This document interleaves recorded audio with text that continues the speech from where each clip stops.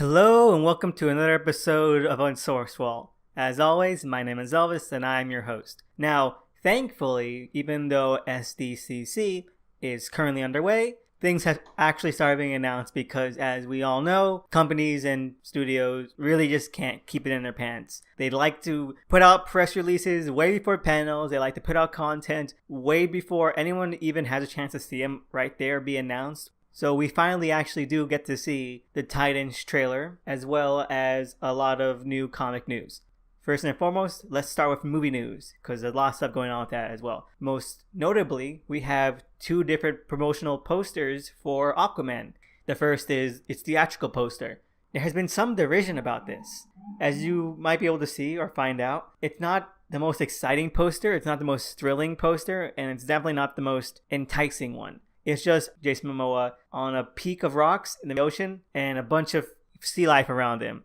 Dolphins, whales, sharks. But it's composed in such a way that it's not really exciting. He's just crouching, and then 80% of the rest of the poster from top to bottom is just bland, and it's not very alluring. There's nothing about it that really draws you in or gets you excited. And now that's my main problem with it. But for some reason, a lot of people have started comparing it to Finding Nemo, or the most ridiculous thing of all, that some of the images of the sea life, like sharks in it, were taken from Getty Images and then photoshopped in.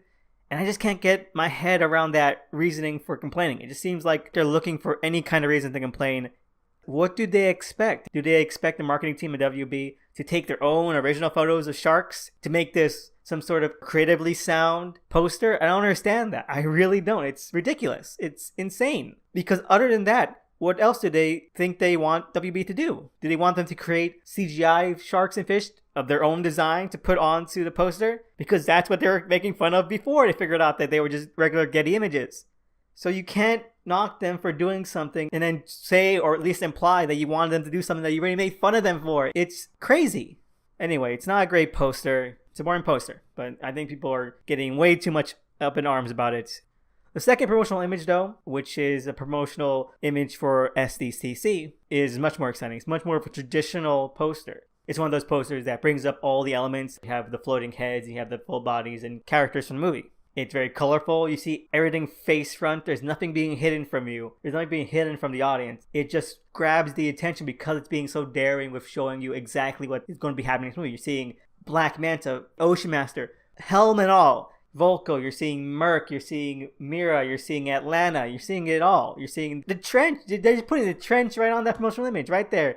Face front. And they look even better than Ivan Rice's design. And that's saying something, because he made some pretty fun looking fish monsters. So overall, it's a great poster, and it's very lively, and it does draw the attention. It does beckon you to say, hey, that looks kind of fun. That looks kind of entertaining. It's not empty space that's full of nothing but sharks just swimming. It's a lot better at seeming like this movie has personality. But on the other side of the spectrum, we have more images from Shazam. First, he has the cover, and you see this full body picture of Zachary Levi, and also of Billy Batson and Freddie Freeman together sharing the scene. And it informs a lot about what this movie is going to go into. Confirms that it's set in the same universe as Man of Steel and all the other movies, which was a point of contention because there were some rumors that it had been sort of cut out of it. It was meant to be its own separate standalone feature, and that became a lot more convincing, or a lot more talked about, once the other movies had done so badly commercially and critically. But in this, you can see a Time magazine cover about the events of Man of Steel. You can see that Freddie Freeman has all this superhero paraphernalia, including in the baggie, if you look closely, small bullet shell and a certificate of authenticity stating that it is a bullet that has bounced off of Superman. And that's just amazing. That's so brilliant. And I love these two characters. I love them in Curse of Shazam, and I hope that it informs their dynamic here, because you have probably Freddy, who's a lot more exuberant, who's a lot more outgoing, even if it is toward his own kind of schemy ends. And then you have Billy Batson, who's a bit more rough, a little bit more of a chip on his shoulder. And then they have to collide. They just collide together with their forced and very, very fun dynamic. So I hope to see more of that. But on the other side of the comic movies is something that I think has completely blindsided everybody, which is that James Gunn might be announcing that he is going to be doing a Nameless movie. Now, if no one here has heard of Nameless before, it is a small miniseries that came out a while ago from Grant Morrison and Chris Burnham, which can be best described as Event Horizon meets Randolph Carter. Just all that really horrible body horror stuff. Probably one of my favorites modern Morrison stories. More of his modern stuff I just can't get into. I think that's really hit or miss, and Nameless I think is a very strong hit. It has a semi-exploratory theme to it that I think really does click. Now, James Gunn has been talking about making this movie for a while. He's hinted that he wants to make it. And so a couple of days ago, he put on his social media a time and date at SDCC set against the backdrop of a symbol from Nameless. And I can't wait to see what he's going to be doing there. But even further than that, we have probably even more out of nowhere comic movie news, because Duncan Jones, who created Moon and who created Mute and who helmed the Warcraft movie, has stated that he is making a Rogue Trooper movie. Rogue Trooper, in no small part thanks to a very well-regarded and cult favorite video game, is probably one of the most iconic 2000 AD characters ever created. And his creators, of course, were Jerry Findlay Day and Dave Gibbons. The best way to describe this character is probably just every amazing war theme and trope you can think of, just smashed into one universe, into one ethos, into an atmosphere, into the action, into every single fiber of his being, and then just completely run wild with. It's equal measures thrilling, exciting, hectic, and chaotic, but also just gripping in that genuine dramatic sense that a lot of these mayhem and antic-based stories and series and characters can sometimes fumble with. And I know people are hesitant about Duncan Jones because to them he's only made one good movie, Moon, and that he's made a couple duds since then, like very lackluster and negative reception to Mute, which I will stand by in certain respects. I don't think Mute should have been a movie. It felt very dragging, it felt very overstuffed, and it felt honestly like a chore to get through. I think that if it had been cut up into like maybe 4 episode length chunks, it really would have been better. But I didn't hate it. I think that it did some interesting things. I don't think it's very good either. I think that it's more admirable in what it tried to do than what it actually executed. Anyway, I can't wait for Rogue Trooper, because if they get that right, if they get that real sense of cinematic and excess that can really be unique to this character while still being engaging, then sign me up. Moving ahead into television news, we have one big announcement, and that is that the Titans trailer has been dropped, like I said before, and already there is a lot of negative backlash against it, so let's just parse into a little bit more. Now, I don't think the show looks good. I think that there are aspects of it that look interesting and that it at least looks memorable in certain places. Now, what I mean by that is something can be incredibly dumb but still be boring and forgettable. Something like the CW shows. There are things that just flicked right out of my mind. This, however, looks like it could be memorably stupid. That it will at least have some merit in that they went that far. Such as Dawn just sort of really mauling a guy in the face and you can see fake CGI blood spatter out, or Dick Grayson using another guy's gun and just sort of really laying out these criminals in an alley, and all this insanely, incredibly violent stuff.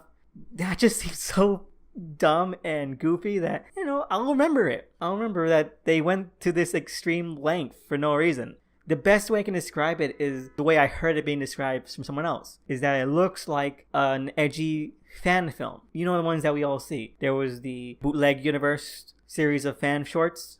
And what I find interesting about it is that Robin and Raven, that dynamic, I just like that kind of dynamic. I like the whole Papa Robin sort of thing they're hinting at, where he has to take care of this kid and take her under his wing and try to protect her from, the forces of evil and hell and demons and all that insane crap. Honestly, I'm just really interested in that. I think that that'll be an engaging character beat. And I think that this show, if anything at all, will at least have 1 or 2 engaging character moments.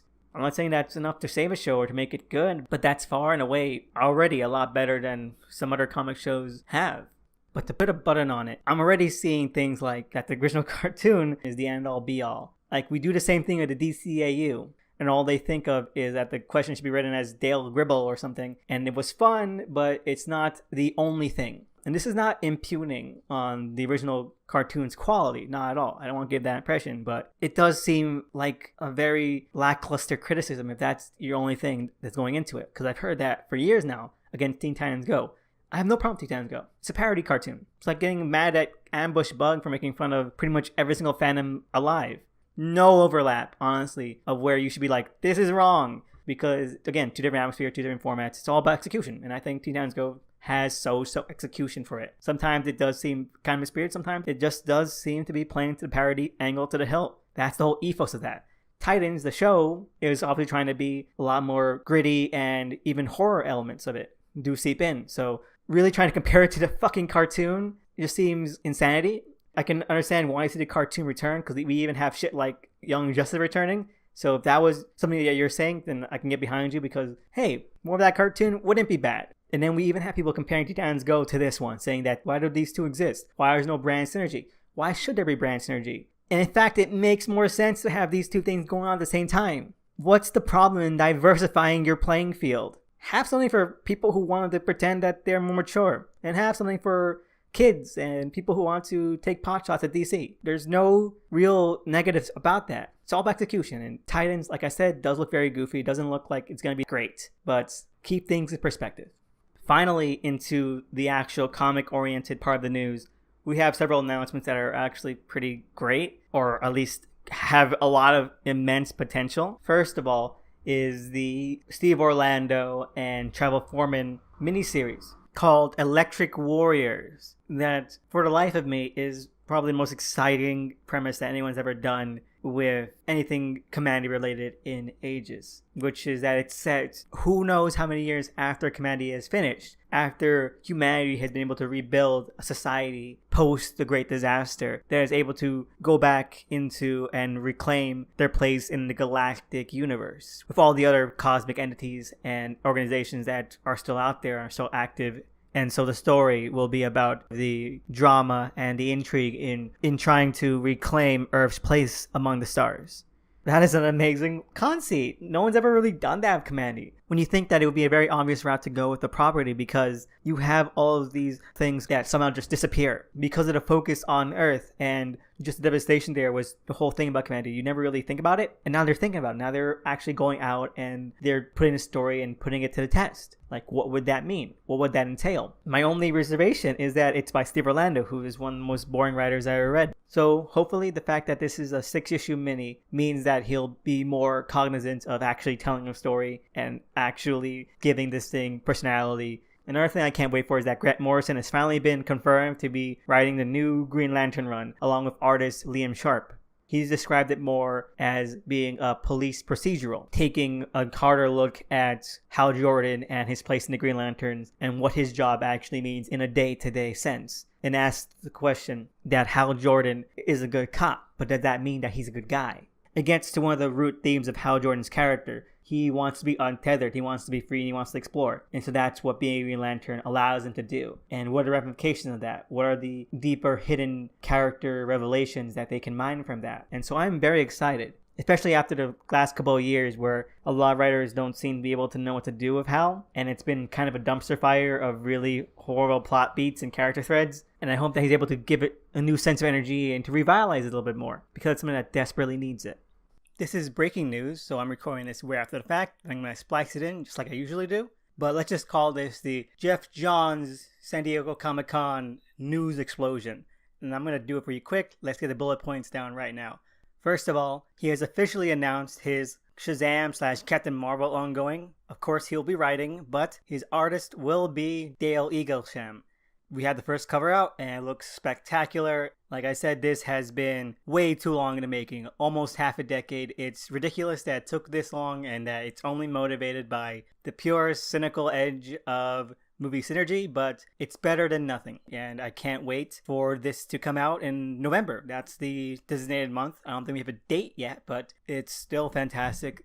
Where we left off with Crush Shazam and how that ended, hopefully it won't feel too long in the tooth when we get back to it. Hopefully this will be a fluid transition despite the years in between.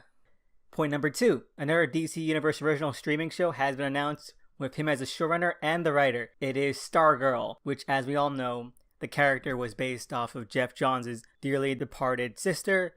She had died in the airplane disaster that also inspired Final Destination. So Jeff Johns is incredibly protective of his sister and her legacy. There was this really odd moment a couple years back where someone had been sort of impugning the disaster and was trying to say that it was like a false flag operation or that there was some sort of conspiracy behind it. And Jeff Johns went out of his way to really shut them down on Twitter. So this is a character that is very dear to his heart for plenty of obvious reasons. So for that, I'm incredibly excited about Stargirl because not only is it another avenue for him to really write about this and to put all these emotions into it, but also because he has such a pedigree with the character, having created her, having done the Stars and Stripes series, and also her prominence in his JSA run. All stellar. And if you haven't read any of those, including Stars and Stripes, because not a lot of people have, for some reason, despite it being an insanely fun little book, and I can't wait to see Stargirl and hopefully Pat in his robo-suit. Plot is apparently about her going around trying to get the band back together of the JSA, and I hope that leads to some real fun shenanigans with her and Pat. My only point of caution is that Greg Berlanti is involved. Hopefully he has the most minimal of influences on this one, because we can do without him. We also have more information on his Killing Zone imprint. What was first announced is that this was meant to be a sort of containment zone for properties and books that other creators had wanted to do but weren't viable commercially. What we didn't know is that Johns is using it in order to tell a ongoing meta arc using each of these series as installments and acts within it, spanning a century from the 1920s to 2040. So that only lends more credence to my idea that things such as Keith Giffen and Jeff Lemire's Inferior 5, which is set in the 80s, is part of this, because that's such a weird time period to actually just pick and zero in on. So if Johns' idea is to create fuller scope of the DCU within these books, then that slides neatly into that niche category of 80s DC. And honestly, it's just really hilarious that Johns is trying to create his own version of the Hyper Crisis, if not the least of which is because both he and Morrison were the architects of reality at one point, along with Rucka and Wade. So I just hope he does a really good job of it. It's a very ambitious thing, and it's not something that I think Grant Morrison did all that well either. And he's a lot more, let's say, vaunted in that respect. A claim I don't really put it on the same pedestal as other people do. It's still an accomplishment. And the last bit of news is that we have more information on the Three Jokers story that Johns is doing with Jason Fabok. Is that it seems to be more of a team-up book, and it's going to focus on Jason Todd, Batgirl, and Batman, and it's going to be about the relationships and a lot of the different avenues that the Joker impacted their lives. And I think that it has a lot of potential because it focuses on three different eras of Jokers. It focuses on the characters that would actually have dynamics with them, which is cute. It's cute in a Johns way, but it could also be cloying and corny in the same exact way that Johns can be if he overdoes it, and he has a tendency to. So hopefully it's able to find that balance. Can't wait to hear the rest of the announcements.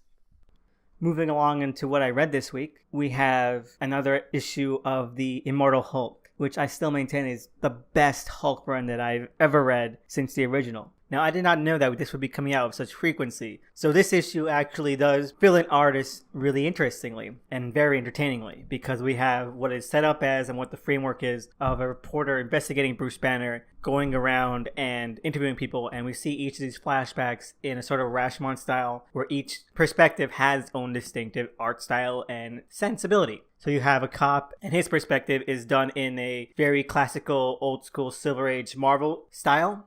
And then you have a priest, and his flashbacks are presented as a travel foreman, Sean Murphy-esque horror comic style, and so on. So you have something here that does reconcile what different sorts of Hulk runs and more modern aspects and filters of the character by pretty much bringing them all in together like this, with what the Immortal Hulk is doing now, and showing that they can all coexist in a sense. And what this issue does is that it plays with that so magnificently. Since we've seen the Hulk full on in fantastic trash fire mode personality, and yet we see him from an out of character perspective several times in this one, it makes it a fun and entertaining read because you're able to put the pieces together and make a guess as to what actually happened and how he was actually doing any of these things. And it is definitely just diving deeper and deeper into the horror foundation that this comic is seriously mining. And the best example of that is that it takes two characters from, well, the outrageous Riot Squad, which people don't remember was the Leaders team from the 90s in Peter David's run. And it's one of those things where it's both a fun concept, but it's also so dated in that you have characters, and the two characters that show up here, Hotshot and Jailbait, and it takes them from their swinging 90s atmosphere and just drops them into probably the most horrific and incredibly eerie and ominous conceit yet seen in this series, where you have just the burgeoning intimations and foreshadowing of a genuine evil presence that's haunting and that's making use of these gamma irradiated people. I love that Al Ewing is making use of these characters and is finding a way to really bridge them all together into one unifying theory of Hulk. Because it's brilliant. It really is brilliant. And it's a fun read, but it's also just incredibly horrifying. And I love that. I love that combination. Fingers crossed that it continues to be solitary and free of Marvel's usual bullshit. And I can't believe I'm excited that I'm this excited for a Marvel comic. Another new release that I got really excited about this week was Kick-Ass number 6, which is the 5th volume in the Kick-Ass series. And it's also the return of Millar and John Romita Jr. to the series, and also their departure, because they were only here to set up the ongoing. And the reins are going to be taken by Steve Niles and Marcelo Fruzen in the next issue. But as just an arc, in just a return to form, it's excellent. I know that Kick-Ass is a very divisive and very polarizing series, and I think I mentioned before that it's not hard to see why. Like I noted when I mentioned it last, it's capesploitation. And this arc was no different. It's definitely hit all the right notes for me, while also being very fresh in how it depicts a lot of those beats. And this finale makes complete use of that, while still depicting and providing the usual and honestly at this point expected amount of kick-ass style, insanity, chaos, mayhem, and bloodshed. And honestly, I just couldn't be more enthused about it. It was a great arc. It had a lot of the Millar humor without going too overboard. Now I know that a lot of Millar's humor can seem very off-color and very mean-spirited. It's true, his humor can be sometimes insanely bad and disgusting, but I think that this was able to find a good line with that, where you have humorous beats that work. They do give Kick-Ass that unique flavoring just because it's so silly and goofy and ridiculous. You let yourself like, fuck it, this isn't going to be high art, but it's going to be a distinctly enjoyable Hell House ride to destruction. But it also ends on an exciting little beat. It sets up so much more for it. And I just really wish that Millar and JR Jr. had stuck around to see it through, because if anyone could have made the development that it sets up enjoyable and more of a roller coaster ride of insanity that I love about the series, it could have been them. Don't have the highest hopes that another creative team is going to be able to see it through. But, fingers crossed, and if I hear good things, I'll get back to it. But as a whole, this arc really did strike a chord. I'm going to miss them on this series. I really am. I miss Millar and JR Jr. on this series. Let's get into some quick shots, because other than those two, there's just not much more to say about the other ones that I read this week. Something like New Challenge number 3. It was okay, but I still think it's fumbling with actually being a miniseries, and it's doing some things that don't seem very imaginative and just feel very safe, but also twisty, like a twisty kind of safe, where like you expect that twist to happen, so it just becomes predictable and boring. And it's only halfway through, so it's not filling me with much confidence. And The Wildstorm number 15, it's still very enjoyable, and this is a great issue, and it still does all things I was praising the other issues for, like setting up Gen 13 and playing around with John Lynch's character and why he would want to protect and really feel a bond toward the Gens. This time featuring Grunge's dad, who's so amazingly uptight and cold that it makes me laugh because of how Grunge is, if you ever read Gen 13, but he's like the dopey madman of the group. Just seeing his dad be very much a straight collar kind of dude who is almost cynical in his precision is hilarious. But it's very much a breather issue. It does take a step back for a calm beat to see where things are, how things lay, before moving forward in a very momentous fashion at the end. But other than that, I still enjoy the series, and I still can't wait to see what the next 9 issues have to offer. And last but not least, Magic Order number 2 from Mark Millar and Olivier Coipel, which is okay.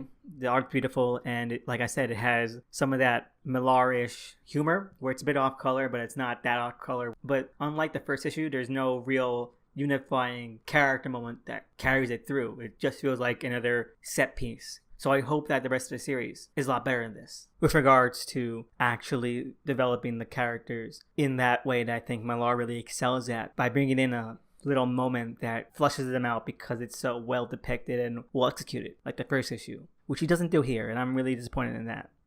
Anyway, let's move on to listener questions, which I'm graciously happy that we have 2 of. The first of which is from Moon at GovAtM, and their question is, who are my favorite colorists and letterers? And honestly, like they mentioned, this is less claimed, less espoused comics work. Now, the first name off the top of my head, and it's not a classic name, but it's one that I insanely enjoy his work, and that's Brian Buccellato of the visually amazing Flash New 52 run alongside Francis Manapul. Now, Francis Manapul's artwork gets a lot of attention just by himself, and it deserves that attention, but without Brian Buccellato's coloring, the art would lose something. And when you see things that aren't Manapul's work done up with Brian Buccellato's coloring, because he gives it that sense of immense style that is unmistakable and unforgettable. There is tie-in issues to Flashpoint, which was a Reverse Flash one-shot, and the art isn't great. And this isn't meant to denigrate the actual artist, but it's not memorable and it's not very appealing.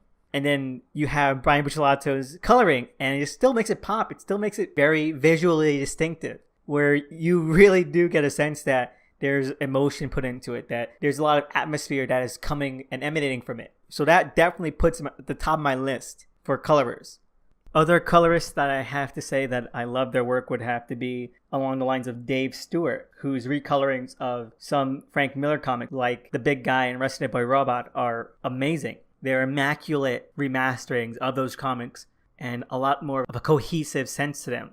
And the recoloring is just magnificent. It's a work of art. It's a work of art, and it's literally a work of art. That's how amazing it is, and I just can't praise it enough. Then you have Lynn Varley, who also teamed up with Frank Miller. And her coloring, while you can say here and there, didn't transition well into the modern digital age of coloring, can still be very memorable and very impressive. And I just can't say how much I love that question page from The Dark Knight Strikes Again. It's simply masterful.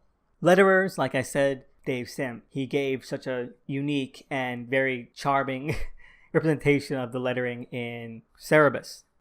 Other esteemed letterers have to be Todd Klein. His work on Sandman fits each and every one of the Endless and just the whole mythical nature of it incredibly well. And yet, alongside John Workman, whose sound effects in Walter Simonson's Store Run, they are iconic, instantly recognizable because it's been homaged again and again. And that's amazing. And that's honestly the power of the letterer.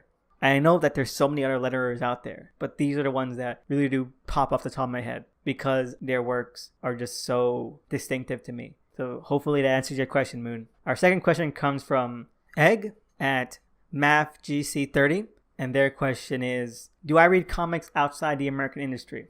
And what are my favorite non-American comics? Which is honestly an interesting question. There are several that instantly spring to mind. Condorito isn't something that I recommend at all. I mean, if you're interested in South American or Latin language humor, I say seek it out because there are some tenets in there that I do think carry through to other Latin American comics that are meant to be gag-a-days. But honestly, in terms of my favorites, I have to say Alejandro Jodorowsky's comics.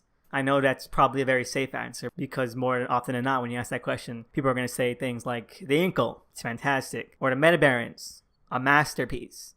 Mobius, even alone, Mobius has created astoundingly artistic comics that are just so goddamn entertaining. And it's no question to why they're so fondly remembered even now and why they've gotten translations and gone up in esteem because they have that staying power and they're just so fantastic. Not to say that I'm completely all about Mobius or Jodorowsky because I feel like some things like the sequel series to the Metal Barons very lackluster, and other non-American comics that I enjoy would be, of course, stuff like 2000 AD and their whole stable of British comics. Like I mentioned before, Rogue Trooper and Judge Dredd, which I've read smatterings of, I mentioned before. Stuff like Walter the Robot and Call Me Kenneth, the simping detective Jag Point, all of these characters, this entire stable of properties and shorts and strips. I love them. I know that's not the most well-rounded view of non-American comics, things that have been translated and existed in other languages that I have chances of reading, or just British comics,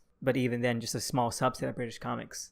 And if I may go into something like manga, then I would have mentioned Mobile Suit Gundam The Origin, which is honestly one of the best manga I've ever read, and that's not a lot. I'm not going to say I'm an expert on manga, but The Origin is just a superb story, and I honestly love it. It's an amazing series. And if anyone out there has anything to recommend, please do. Comment below or tweet at me things you recommend, because I'm always up for seeking things out, and this is no exception. Anyway, I hope that answers your question, Eggmath. And as always, I'm very grateful to both of you for sending in questions. As always, thank you for listening, and thank you for the continued support, comments, feedback, everything. If you have any of your own questions, comments, or topics you would like to hear or discuss on the show, please tweet at me below at THE_SNICKMAN. And a grateful shout out to the artist of the cover art, as always, at DOTEMCEE. San Diego Comic-Con is still underway, and I'm still undecided as to whether or not I'm going to be doing a Comic-Con special. Maybe yes, maybe no, I'm not quite sure. But if not, then see you again next week. And if you have any questions and thoughts on it, please let me know. Anyway, thank you, and see you next time.